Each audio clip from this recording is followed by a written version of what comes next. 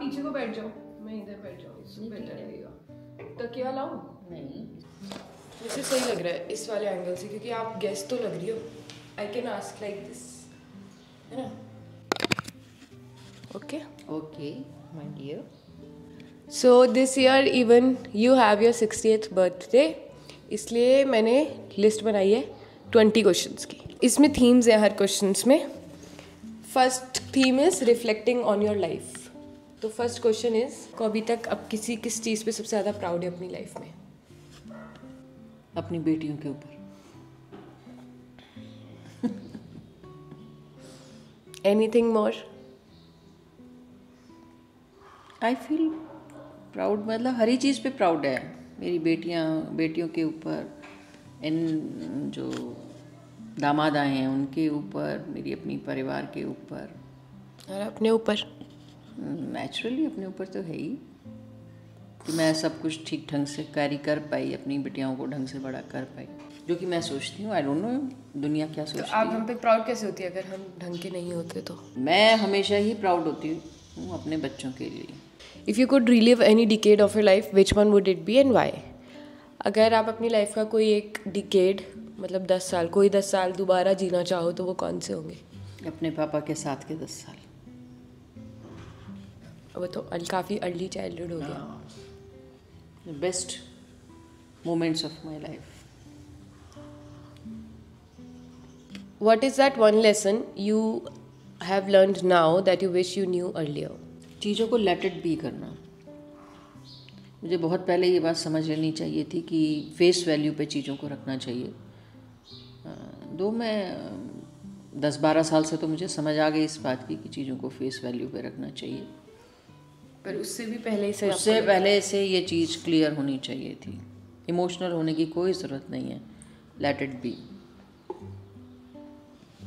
Lipstick नहीं लगाई, मैं अभी देख रही हूँ। अब बीच में तो वियर्ड लगेगा ना। हाँ। What was your life like when you were my age? तुम्हारी उम्र में तभी मेरी शादी हुई थी। I was very happy with that marriage. खूब मस्त मौला, अपना मस्त नौकरी करना, शादी को एंजॉय करना, यही थी मेरी लाइफ उस समय में। और good. Post marriage was good, marriage के बाद योर लाइफ वाज गुड? मेरी अच्छी थी ज़िंदगी शादी से पहले भी अच्छी थी, बाद में भी अच्छी है। बट यदि गोल्डन पीरियड ऑफ लाइफ कहें तो वो पापा के साथ वाला था, पहले 10 साल। Nice. Okay, our next theme is family and relationships. What was your best part about raising us? हमें पैदा करके बड़ा करने का बेस्ट पार्ट, रेजिंग बेसिकली। तुम लोगों के साथ इन्वॉल्व होना हर चीज़ के लिए मुझे अच्छा लगता था। बचपन से लेकर अब तक हर चीज़ में इन्वॉल्वमेंट मुझे अच्छा लगता था। चिट चैट करना तुमसे, गप मारनी, बीइंग एज अ फ्रेंड, अच्छा लगता। ऐसा कौन सा पेरेंटिंग एडवाइस है जो आप सबको दोगे? बच्चों के दोस्त बनो। बच्चों को यदि सही रास्ते पे रखना है तो उनसे हर बात जानो, उन्हें सही भी बताओ कि भाई ये चीज़ गलत है, ये सही है। बाकी उनके विवेक के ऊपर छोड़ो कि वो क्या सही गलत समझते हैं, और समय के साथ बदलते चलो। यदि आप पुरानी मान्यताओं पे घुसे रहेंगे तो अपने बच्चों को अपने से दूर कर देंगे। ट्रू। ऐसी कौन सी चीज़ है आपकी फैमिली हिस्ट्री के बारे में जो मुझे नहीं पता होगी? होगी तो 100%। हम तो इतनी बात करते हैं तो निश्चित सी बात है सब कुछ मुझे पता नहीं, मैं कह रही ऐसी होगी जो नहीं पता होगी। अच्छा, ऐसी कौन सी बात होगी? तुम्हें ये बात नहीं पता होगी कि जब मैं छोटी थी, आई थिंक 8 या 9 साल की रही होंगी, पापा के साथ हम लोग रहते थे और पापा ने ट्यूशन लगा दिया था, हमें पढ़ने जाना होता था। और मैं बहुत बदमाश थी, मुझे तो वहाँ से बंक मार के खेलने चली जाती थी। मुझे तो बड़ा सुनाया था मेरे बंक पे। तो बहुत मार पड़ी थी मुझे, ऐसा थोड़ी था। और मुझे भी जीवन में कभी भी मुझे 19 का टेबल याद नहीं हुआ, और आई थिंक आज भी याद नहीं होगा मुझे 19 का टेबल। तो उसके लिए स्केल से बहुत मार पड़ती थी हाथ के ऊपर। इन 2 बातों के लिए बहुत मार पड़ी मुझे। Who was your biggest role model growing up? मेरे पापा और मम्मी, Both. और मेरे पिताजी, मेरे नानी, नाना एंड मेरे ताऊ जी। आप एक्सप्लेन करना चाहेंगी वाई ताऊ जी? पिताजी एक्चुअली जिस तरह पापा की डेथ के बाद उन्होंने हम लोगों को कैरी करा अपने साथ, वो बहुत ज़बरदस्त था, क्योंकि मुश्किलें बहुत आई। शायद मैं थोड़ी इमोशनल भी हो जाऊंगी शायद। हाँ, मुश्किलें बहुत आई, लेकिन he is a strong man. उन्हें पता था कि सही क्या है और गलत क्या है, और मेरी क्या जिम्मेदारी है मेरे भाई के जाने के बाद, और उससे मुझे किस तरीके से निभाना है। उनकी एक बात मैं हमेशा जीवन में याद रखी कि बेटा हवन करोगे तो हाथ जलेंगे। और ये वो तब कहते थे जब मैं परेशान होती थी, क्योंकि किसी के लिए कुछ करो तो रिटर्न में। तो आप एक्सप्लेन भी तो करो, हाथ हवन करो तो हाथ जलेंगे। हाँ, वो मैं वही बताने जा रही हूँ बेटा, कि जस्ट अ मिनट, कोई नहीं, रो लो। कि जब आप किसी के लिए कुछ भी करते हैं, XYZ, सपोज आपने उसको एक गिलास पानी ही दिया, तो ज़रूरी नहीं कि सामने वाला आपके लिए थैंक यू बोले या आपके लिए थैंकफुल हो। ये तो छोटा सा एग्जाम्पल है। तो जब इस तरह की चीज़ें होती थी और उसके बाद सुनने को मिलता था कि इसने करा ही क्या है, तो बहुत जी दुखता था। तो कभी उनसे मैंने ये बात कही थी, तब उन्होंने कहा था, बेटा जो कुछ करता ही नहीं तो उसको क्या कोई कुछ कहेगा, तुम करते हो इसलिए तुम्हें सुनना पड़ता है, और ये सुनना पड़ेगा। इसीलिए कहता हूँ कि यदि हवन करोगे तो हाथ तो जलेंगे ही, कुछ कर ही नहीं रहे तो क्या करोगे फिर।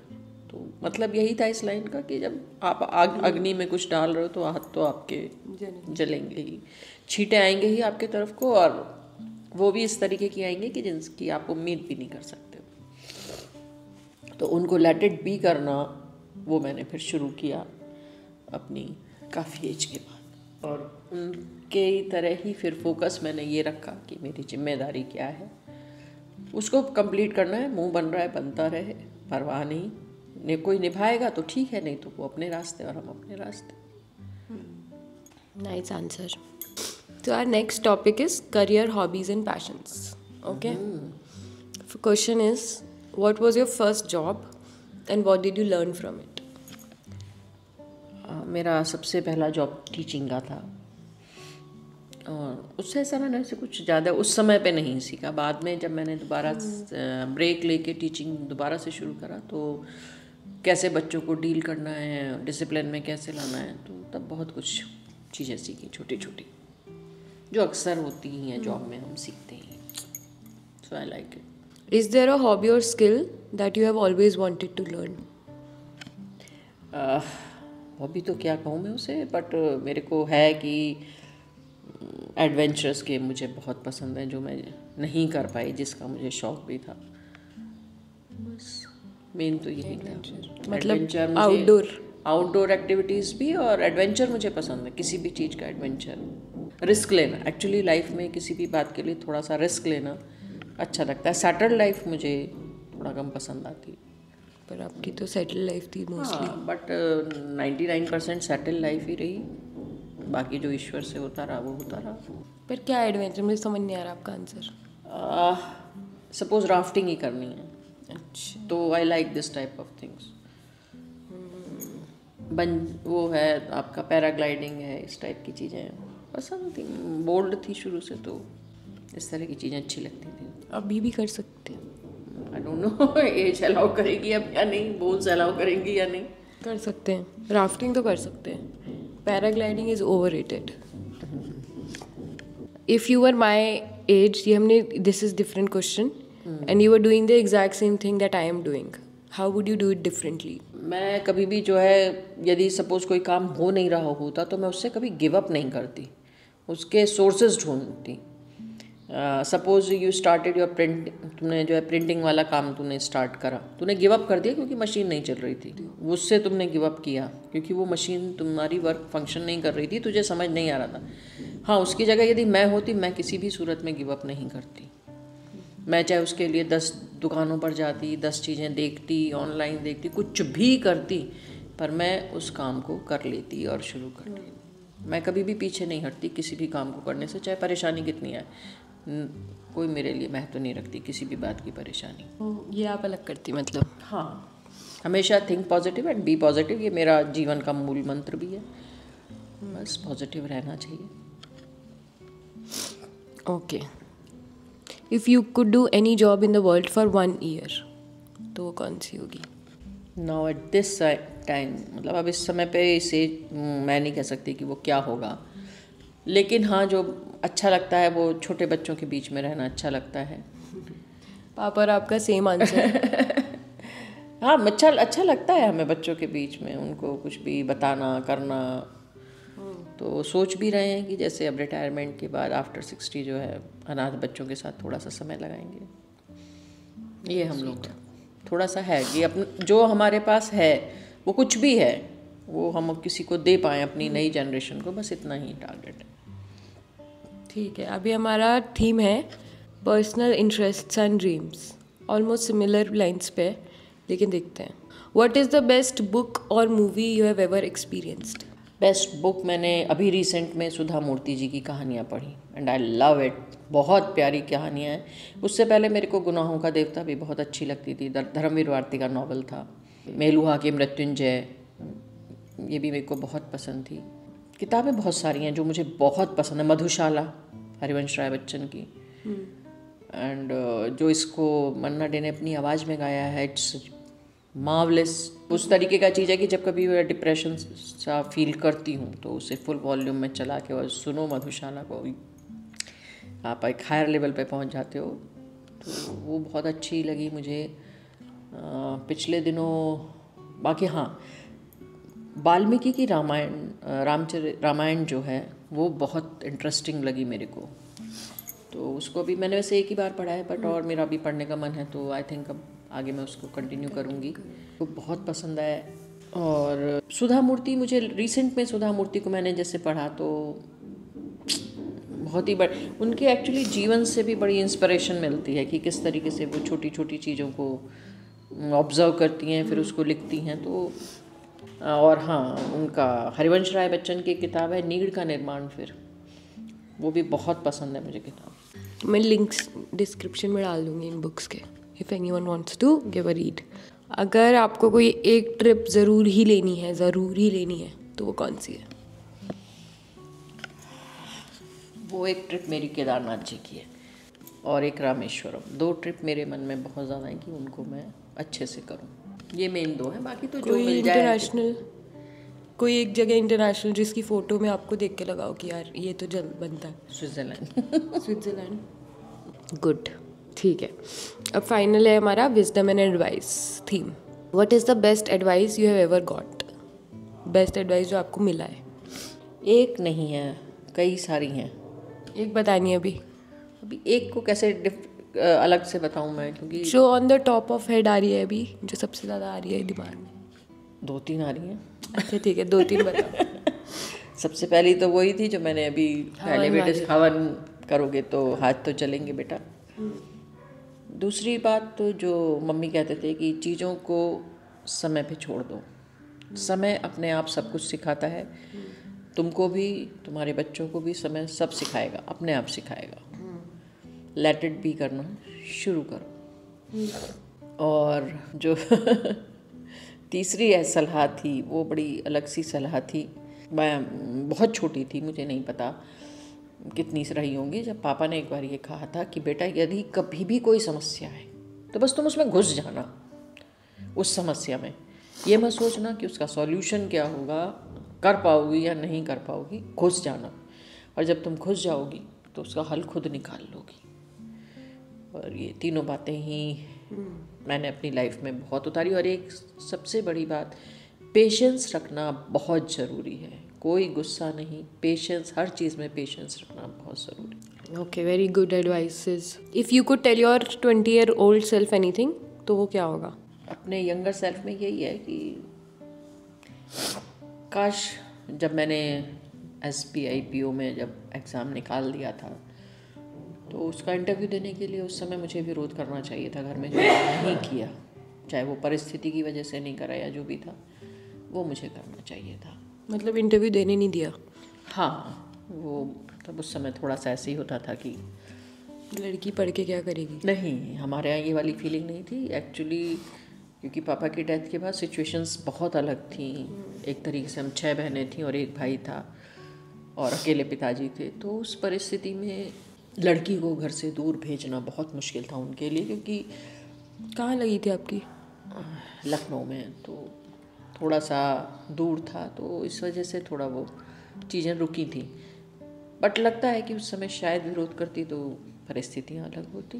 बट कोई रिग्रेट नहीं है मन में, I am happy with that. भाग्य में नहीं था इसलिए नहीं हुआ, इसीलिए विरोध नहीं करा। पर हाँ, यदि 20s को मैं कहूँ तो मुझे करना चाहिए था, उस टाइम पे करना चाहिए था। What is one thing you hope I carry with me in my life? सबसे बड़ी बात है बेटा पेशेंस रखना। किसी भी चीज़ को, किसी भी चीज़ से भागो मत, पेशेंस रखो। जो जैसा सामने आ रहा है उसको उसी रूप में स्वीकार करो, चाहे वो इंसान हो, चाहे परिस्थिति हो, कुछ भी है। बस ईश्वर ने यदि वो हमें दिया है तो उसकी इच्छा है, क्योंकि हम सिर्फ 4 कदम सोच पाते हैं और वो 4000 कदम सोच के कुछ देता है हमें। तो इसलिए जैसा है, जो भी है, जिस भी रूप में है, उसे स्वीकार करो बस। के लास्ट क्वेश्चन है अब, What do you want your legacy to be? अपनी फ्यूचर जनरेशन्स के लिए जो मैं छोड़ के जाना चाहूँगी, उसमें सबसे बड़ी बात है संस्कार। थोड़े से जीवन में किसी भी प्रॉब्लम का सामना करने की शक्ति देना, कि घबराओ मत, उसका सामना करो, फेस करो उस चीज़ को, and be bold and active whole life. एक अपनी जड़ों को कभी नहीं भूलें बच्चे, जहाँ से हम उठ के आए हैं उन जड़ों को हमेशा याद रखें, क्योंकि बच्चों को तो उड़ना ही है। तो वो लीगेसी भी ऐसी है कि जड़ों से हमेशा जुड़ के रहें, अपने पेरेंट्स की कदर करें, चाहे वो कैसे भी हैं, चाहे वो अच्छे हैं, चाहे वो बुरे हैं, बट आफ्टर ऑल हैं तो तुम्हारे पेरेंट्स ही ना। तो उनके लिए तुम्हारे मन में एक श्रद्धा भाव होना चाहिए। ये सबसे बड़ी चीज़ें हैं जो मैं आगे देना चाहूँगी अपने पर। ओके, कैसा लगा आपको इंटरव्यू? अच्छी फीलिंग आई, कुछ शेयर करने का मन था सो शेयर किया। अब आई डोंट नो उसमें जो है कितना अच्छा है और कितना बुरा है। It was just for fun. It is just for fun, not only fun, इसमें बहुत सारी चीज़ें ऐसी भी हैं जो कि सीखने की भी हैं। सब्सक्राइब करें आप भव्याकांत के इस चैनल को, और साथ ही मेरे भी चैनल को, हाँ। जहाँ पे स्टोरीज़ हैं कुछ कहीं कुछ अनकहीं में, हाँ। और बहुत सारी मन की बातें भी हैं। तो इन दोनों चैनल्स को सब्सक्राइब करें और फॉलो करें। Thank you. Nice video.